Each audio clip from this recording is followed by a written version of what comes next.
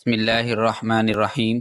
तो आज हम शुरू करने जा रहे हैं ब्लड। ठीक है, तो बहुत इंपॉर्टेंट है ब्लड। आपको पता है कि कोई भी डिजीज़ हो सबसे पहले ब्लड रिपोर्ट हम सीबीसी करते हैं। तो इसमें सबसे पहले जो आज हम पढ़ने जा रहे हैं एनीमिया। ठीक है, ये फर्स्ट ईयर से हम पढ़ते आ रहे हैं। ठीक है, फिजियो में पढ़े हैं तो आगे ठीक है फार्मा में या पैथो में इसकी पैथोलॉजी आप अच्छे से समझेंगे तो आगे फिर मेडिसिन में इसकी मैनेजमेंट और पीड्स में भी ये सारा कुछ है। ठीक है, बच्चों में ये ज़्यादा होता है। तो ये आपने यहाँ पे अच्छी तरह समझना है। ठीक है, तो इसकी हम क्लासिफिकेशन देखते हैं कि अकॉर्डिंग टू अंडरलाइन मैकेनिज्म। ठीक है, ये हमने 3 कैटेगरीज में इसको डिवाइड किया है। ठीक है, तो हम देख लेते हैं। सबसे पहले ये ब्लड लॉस हो रहा है। ठीक है, पाइप से बाहर गिर रहा है तो ब्लड लॉस एनीमिया। ये 2 टाइप्स हैं। इसमें आ जाता है एक्यूट एंड क्रोनिक। एक्यूट में कोई ट्रोमा, कोई एक्सीडेंट वगैरह हुआ है, और क्रोनिक में कोई जीआईटी लीजन, मोस्टली अल्सर वगैरह होते हैं। ठीक है, कोई कैंसर हो सकता है, उसके बाद गायनाकोलॉजिकल डिस्टर्बेंस। ठीक है, फीमेल्स में मोस्टली होती है। तो मतलब पोलीमिनोरिया है या इस तरह का डिसमेनोरिया, कोई भी डिसऑर्डर, ठीक है, ये उनमें आ जाता है। तो उसके बाद हम देख लेते हैं ये एक आयरन स्मिथ। ठीक है, उसने थोड़ा पकड़ा है और आरबीसी को तोड़ रहा है। ठीक है, आरबीसी की डिस्ट्रक्शन है दूसरा हमारा। ठीक है, तो इंक्रीज डिस्ट्रक्शन हो रही होती है। जो हम 2 में ऐसे डिवाइड करते हैं, intrinsic and extrinsic destruction. Intrinsic में ये होता है कि जो रेड ब्लड सेल हैं उनमें ही डिफेक्ट। ठीक है, तो एक्सट्रिंसिक ये है कि बाहर कोई डिफेक्ट है। ठीक है, तो वो आरबीसी को तोड़ रहा है। अब इंट्रिंसिक में सबसे पहले बाहर शुरू होते हैं मेम्ब्रेन आरबीसी की। मेम्ब्रेन के प्रोटीन में डिफेक्ट होगा तो स्फीरोसाइटोसिस है। इसके बाद लिपिड भी होते हैं मेम्ब्रेन में, उसमें भी डिफेक्ट हो सकता है, बीटा लिपोप्रोटीनीमिया। ठीक है, वो डिजीज होती है। उसके बाद एंजाइम डेफिशिएंसी, इसके साइटोप्लाज्म में है मेम्ब्रेन के बाद, वहां पर क्योंकि ग्लाइकोलिसिस हो रही होती है, एचएमपी शंट पाथवे हो रहे होते हैं जो कि इसे ऑक्सीडेंट से बचाते हैं। ठीक है, अगर इनमें डिफेक्ट होगा तो ऑक्सीडेंट इसकी मेम्ब्रेन को ब्रेक डाउन करेंगे। उसके बाद हीमोग्लोबिन सिंथेसिस के अंदर हीमोग्लोबिन सेंटर में आ जाती है। ठीक है, साइटोप्लाज्म के बाद। तो सिकल सेल एनीमिया है। ठीक है, तो थैलासीमिया है, इसमें बीटा ग्लोबिन चेन वगैरह, ठीक है, उनमें डिफेक्ट होता है। उसके बाद एक्वायर्ड है। एक्वायर्ड में हमारे पास प्रोक्सिमल नोक्टर्नल हीमोग्लोबिन यूरिया आ जाता है। ठीक है, तो उसके बाद एक्सट्रिंसिक देख लेते हैं। तो एक्सट्रिंसिक में सबसे पहले एंटीबॉडीज मीडिएट। ठीक है, एंटीबॉडीज आरबीसी लगी हैं तो उसकी ब्रेकडाउन शुरू कर दिया। अब देखते हैं वो क्या है। वो ट्रांसफ्यूजन रिएक्शन हो सकता है, ट्रांसफ्यूजन करते हैं। ठीक है, वो गलत ब्लड चला गया। आरएच डिजीज न्यू बोर्न की, ठीक है, उसमें भी एंटीबॉडीज बनती हैं। इसके बाद हम ऑटो एंटीबॉडीज देख लेते हैं। ठीक है, तो इडियोपैथिक मोस्टली तो पता ही नहीं चलता कि क्या हो रहा है। ठीक है, कहाँ से आ रही है। उसके बाद कोई ड्रग एसोसिएटेड एसएलई में भी होता है। उसका मैकेनिकल कोई ट्रोमा हो रहा है। ठीक है, आरबीसी को बाहर से, यानी ये भी माइक्रो एंजियोपैथिक हीमोलिटिक डिजीज। ठीक है, इसमें ब्लड वेसल की एंडोथीलियम में डिफेक्ट होता है, वहां पर प्लेटलेट्स वगैरह लगे होते हैं, जब आरबीसी गुजरते हैं वो पकड़ लेते हैं। ठीक है, और डीआईसी है इसके बाद। ठीक है, कार्डियक वाल्व डिफेक्टिव है, तो वहां से क्योंकि डिफेक्टिव होगा उसमें इन्फेक्शन होगा कार्डियक वाल्व का, तो वहां से जब गुजरेंगे तो वहां पर भी ठीक है इनकी वो पकड़ लेंगे आरबीसी को। ठीक है, या फिर आप कह लें कि कंस्ट्रिक्टेड हुआ है वाल, तो वहां से गुजरेंगे, वहां पर भी इनकी आरबीसी की ब्रेक डाउन होगी। इन्फेक्शन मलेरिया है, क्योंकि वो मलेरिया जो है वो अफेक्ट ही करता है आरबीसी को। ठीक है, उसके अंदर मल्टीप्लाई होता है, बाद में रप्चर आरबीसी हो जाते हैं। तो उसके बाद ये एक फैक्ट्री है जहां से आरबीसी प्रोड्यूस हो रहे हैं। ठीक है, मेन इसकी रेड सेल की प्रोडक्शन में कोई डिफेक्ट है। सबसे पहले हम देखते हैं स्टेम सेल, वहां से शुरू होती है इसकी वो सारा प्रोसेस। तो ए प्लास्टिक एनीमिया, ठीक है, बोन मैरो डिप्रेशन किसी वजह से हो गई तो स्टेम सेल डिप्रेस्ड हो गए। तो उसके बाद एरिथ्रोब्लास्ट आते हैं उसकी मैच्योरेशन में। ठीक है, या फिर आप कह लें कि दूसरा डिफरेंशिएशन में, इस तरह ही डीएनए सिंथेसिस है उसकी इम्पेयरमेंट हो सकती है। वो मोस्टली बी 12 और फोलिक एसिड बी 9, ठीक है, जिनको मेगालोब्लास्टिक एनीमिया होता है, और डीएनए सिंथेसिस में डिफेक्ट आता है। रेनल फेलियर जहाँ पे एरिथ्रोपोइटन, ठीक है, वो एरिथ्रोपोइसिस के लिए जरूरी होती है। अगर क्रोनिक रेनल फेलियर है, क्रोनिक डिजीज है कोई, ठीक है, जहाँ पर हेप्सिडिन बनता है, इसमें जो आयरन को ना तो रिलीज होने देता है, ठीक है, ना एब्जॉर्ब होने देता है। उसके बाद डिफेक्टिव हीमोग्लोबिन सेंसिस है, तो इसमें हीम या ग्लोबन, ठीक है, वो थैलासीमिया और सिकल सेल एनीमिया जो हम पीछे देख के आए हैं वो भी इसमें आ जाएगा। उसके बाद मैरो रिप्लेसमेंट, ठीक है, तो रिप्लेसमेंट किससे होगी, एबनॉर्मल सेल, मोस्टली ल्यूकेमिया में सर होता है, कैंसर में होता है। और इनफिल्ट्रेशन, तो आपके जो कैंसर हैं, ठीक है, मेटास्टेटिक कैंसर, वो भी मोस्टली बहुत सारे हैं जो बोन मैरो में मेटास्टेट कर जाते हैं। ठीक है, उनकी नेक्स्ट हम इसकी मॉर्फोलॉजिकल क्लासिफिकेशन देख लेते हैं।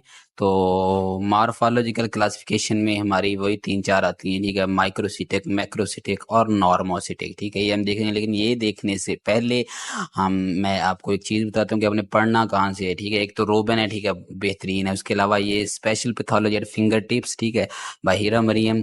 तो ये रोबन से और छोटी छोटी और काफ़ी जो इंपॉर्टेंट बुक्स हैं, ठीक है, उनसे ली गई है। शॉर्ट लिस्टेड बुक है, ये मिलेगी आपको गंगाराम बुक सेंटर से। ये नीचे उसका कॉन्टैक्ट नंबर दिया, वहाँ से आप पता कर सकते हैं। प्राइस 700-800 रीजनेबल प्राइस है, ठीक है।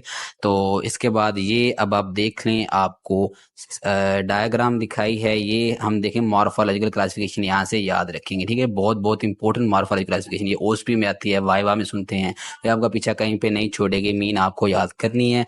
तो ये ब्यूटीफुल डायग्राम एंड आपको डॉक्टर नजर आ रही है जो कि स्केच बना रही है। LHMC स्केच के ऊपर लिखा हुआ है Lahore health and medical college, ठीक है, वो उसका स्केच बना रही है। और रामिका इसकी फ्रेंड है, इसके पीछे लिखा हुआ है।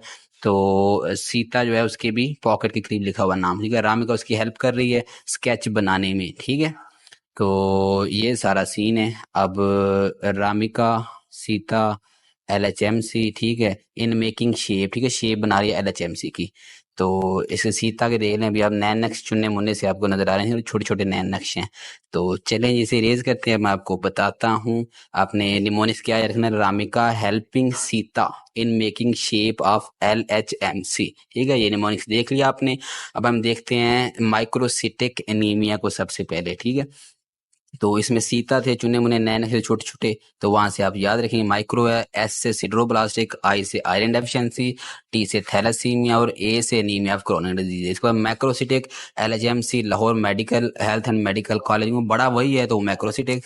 L से लिवर डिजीज, H से हाइपोथायराइडिज्म, ठीक है, और M से मैगेलोब्लास्टिक एनीमिया, C से साइटोटॉक्सिक ड्रग्स, ठीक है।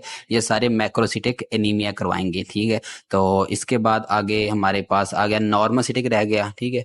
तो नॉर्मोसिटिक हमारे पास पीछे रामिका रह गई और शीप रह गई, ठीक है। अब नॉर्मोसिटिक को मजीद हम दो में क्लासीफाई करेंगे, एक में रेटिकुलोसाइट काउंट ज्यादा होगा और एक में कम होगा, ठीक है। तो अब ज्यादा होगा, अब जो रामिका हेल्प कर रही थी शेप को बेटर करने में, ज्यादा अच्छा करने में, ठीक है, उसकी अट्रैक्टिविटी बढ़ा रही थी शेप की, ठीक है। तो शेप रेटिकुलोसाइट इंक्रीज काउंट जिसमें बढ़ेगा, तो वहां पे हम शेप लिखेंगे। शेप से एस से sickle cell anaemia, S hereditary spherocytosis, A से ऑटो इम्यून डिजीज, ठीक है, और पी से proximal nocturnal haemoglobinuria, E से एंजाइम डेफिशिएंसी एनीमिया, ठीक है। और रेटिकुलोसाइट काउंट कम, क्योंकि जो रामिका थी उसका रोल कम था, तो ठीक है, सारा तो वही कर रही थी सीता। तो रामिका इसमें रेटिकुलोसाइट काउंट कम होगा। आर से रेनल डिजीज, एरिथ्रोपोइसिस नहीं होगी, ठीक है। तो ए से एनीमिया ऑफ क्रोनिक डिजीजेज है, एम से माइलोप्रोलिफरेटिव डिजीजेज हैं, ठीक है। और सी ए से आगे कैंसर है, ठीक, कैंसर में ल्यूकीमिया आ जाता है, ठीक है, और मेटास्टेटिक कैंसर हो सकता है कुछ भी, ठीक है, मोस्टली ल्यूकीमिया ही है इसमें, ठीक है, ब्लड कैंसर। तो ये मॉर्फोलॉजी क्लासिफिकेशन आपका पीछा कहीं पे नहीं छोड़ेगी, अच्छे से आपने कर लेना। जारी बात है, आपको डायग्राम मैंने इसीलिए दिखाई है कि आप इसको नहीं भूलेंगे, ठीक है, ना आपने भूलना है, ये आपका पीछा कहीं पे नहीं छोड़ेगी, ठीक है। तो आगे हम एक और इम्पोर्टेंट टॉपिक जिसके इंट्रोडक्शन में आरबीसी इंडाइसेस वो करते हैं। बहुत बहुत इंपॉर्टेंट है, जो भी रिपोर्ट आपने देखनी है ब्लड की उसमें ये चीजें मिलेंगी आपको चार, ठीक है। तो ये अगर आपको आती है तो आप डॉक्टर हैं, आप लोग आपको मानेंगे, अगर ये नहीं आती तो आपको कोई डॉक्टर नहीं मानेगा, ठीक है। तो चाहे आप फोर्थ ईयर में या फाइनल ईयर में, ये चीजें तो आपको आनी चाहिए। लोग अब डॉक्टर साहब समझते हैं। एमसीवी आरबीसी का साइज है, एमसीएच एक सिंगल आरबीसी में हीमोग्लोबिन की अमाउंट है, एमसीएचसी जो है ये concentration given volume of RBC में, ठीक है। और आरडीडब्ल्यू ये जो है वेरिएशन है आरबीसी के साइज में, ठीक है। अगर आप कुछ आरबीसी आपको छोटे साइज के मिल रहे हैं, ठीक है, ब्लड में, और कुछ बड़े साइज के मिल रहे हैं, तो उनके दरमियान डिफरेंस जितना ज्यादा होगा छोटों और बड़ों के दरमियान, ठीक है, तो वो आपका आरडीडब्ल्यू उतना ही ज्यादा होगा, ठीक है। ये रेड सेल डिस्ट्रीब्यूशन विड्थ है इसका मतलब, ठीक है। उसके बाद मैं जितने भी मेन मेन अनीमियाज है ना जो कॉमनली आपको मिलते हैं, तो उनकी इंडाइसेस अभी आपको करा देता हूँ, ठीक है। वैसे तो अनीमिया बहुत सारे हैं, लेकिन मेन यही हैं जो आपको मिलेंगे, ठीक है। तो इसमें आपको चारों इंडाइसेस करवाएंगे, ठीक है। अब ये पहले दो आयरन थैलेसीमिया ये माइक्रोसिटिक हैं, अगले दो जो हैं ये मैक्रोसिटिक हैं, और क्रोनिक से लेकर ए प्लास्टिक एनीमिया तक ये हमारे नॉर्मोसिटिक है, ठीक है। इस लिहाज से एमसीवी इनके देख लीजिए। आयरन डेफिशिएंसी थैलेसीमिया में एमसीवी लो होगी, माइक्रोसिटिक है, ठीक है। तो साइज छोटा होगा। अब इसके बाद एमसीएचसी कंसंट्रेशन, जारी बात है कि आयरन कम है, हीमोग्लोबिन कम बनेगी, तो एक सेल में भी कम होगी और गिवन वॉल्यूम आरबीसी में भी आपको हीमोग्लोबिन कंसंट्रेशन कम मिलेगी, ठीक है। तो उसके बाद थैलेसीमिया है, वो भी माइक्रोसिटिक है, और इसी तरह एमसीएच जो है वो भी लो होगा। एमसीएचसी इसमें नॉर्मल भी हो सकता है, ठीक है, और लो भी। नॉर्मल इस तरह क्योंकि अगर एमसीवी कम हो रहा है, एमसीएच दोनों बराबर प्रोपोर्शन में कम हो रहे हैं, ठीक है, वो आयरन की कमी तो इसमें नहीं है ना, तो इसलिए एमसीएचसी नॉर्मल गिवन कंसंट्रेशन में तकरीबन बराबर ही होगा। इसी तरह आरडीडब्ल्यू भी नॉर्मल ही रह सकता है इसमें। तो विटामिन बी 12 डेफिशिएंसी जो है, आगे मैक्रोसिटिक शुरू हो गए हैं, तो इनमें एमसीवी जारी बात है हाई होगा, ठीक है। आपने सबसे पहले एमसीवी किसी भी रिपोर्ट में एमसीवी को देखना है, उसके बाद आपके देन में दो तीन डिफरेंशिएट आनी चाहिए, फिर आपने अगली इंडाइसेस देखनी, ठीक है। एमसीएच सी, ठीक है, वो हाई होगा इनमें, क्योंकि साइज बड़ा है, ठीक है, हीमोग्लोबिन कंसंट्रेशन भी ज्यादा है, ठीक है। साइज के लिहाज से साइज ज्यादा, वो भी बड़ा है, लेकिन उतनी ज्यादा नहीं जितनी होनी चाहिए, इसलिए एमसीआईसी लो है, ठीक। गिवन कंसंट्रेशन वॉल्यूम कम हो, बड़े बड़े है ना, जहाँ पे 10 सेल आते थे एक, आप कह लेंगे डेसीलीटर में, अब 5 आएंगे, तो उस लिहाज से कंसंट्रेशन कम हो जाएगी, ठीक है। तो इसलिए तकरीबन नॉर्मल ही रहेगी एमसीआईसी। और आरडीडब्ल्यू जो है वो हाई होगा, जारी बता सारे एनीमिया में हाई होगा, किसी किसी में आपको नॉर्मल भी मिल सकता है। क्रोनिक डिजीजेज है, ये नॉर्मोसिटिक है, इसमें एमसीएच मोस्टली नॉर्मल ही होता है, और इसमें होता ये है कि हेप्सिडिन जो है वो आयरन को क्या करता है, ना तो एब्जॉर्ब होने देता है, ठीक है, और ना आगे यूज होने देता है, तो रिलीज होने देता है, ठीक है। इसीलिए लो भी हो सकता है और नॉर्मल भी हो सकता है, एमसीएच एमसीएचसी, ठीक है। इसी तरह आरडीडब्ल्यू भी, और हीमोलिटिक एनीमिया में भी, ठीक है, ये भी नॉर्मोसिटिक है, तो इसमें भी एमसीएच इसमें हाई होता है, ठीक है, क्योंकि आयरन इसमें आरबीसी की ब्रेक डाउन होती है, तो वो ज्यादा कंसंट्रेशन आपको मिलती है इसकी, ठीक है। तो मतलब ज्यादा रिसाइकल होता है, इसी तरह हाई हाई आगे हाई जाएगा। ये प्लास्टिक में लो होंगे आपके, ठीक है, एमसीएच और एमसीआईसी, ठीक है, और आरडब्ल्यू नॉर्मल।